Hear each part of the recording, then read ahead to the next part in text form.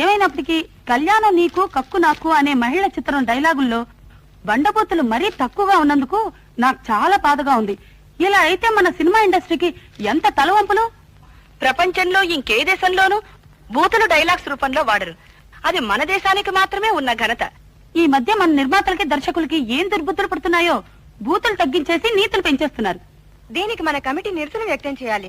మొన్నటికి మొన్న ఆ పతివ్రత సినిమాలో మచ్చుకి ఒక్కటంటే ఒక్క బూతు కూడా లేదు. ఆ దుస్థితి చూసి నా కన్నీళ్ళు వచ్చాయంటే నమ్మండి. అంతేకాదు గత కాలంలో చక్కగా జయమాలిని, జ్యోతిలక్ష్మి, హలం ఇలాంటి నటీమణులు మంచి బట్టలు వేసుకునేవారు. ఈ మధ్య హీరోయిన్లు ఒళ్ళంతా చీరలతో చుట్టేస్తున్నారు. దీన్ని మనం ప్రతిఘటించాలి. నభూతో నభవిష్యతి అన్నారు. బూతు లేనిదే సినిమాలకి భవిష్యత్తు లేదని సినిమా లోకానికి చాటి చెప్పాలి. తక్షణమే మనం ఈ ఉద్యమానికి నడుం కడదాం. వాసి మీ అమ్మల కడుపులు మాడా, మీకు కొంపలో ఏం పనులు లేవ?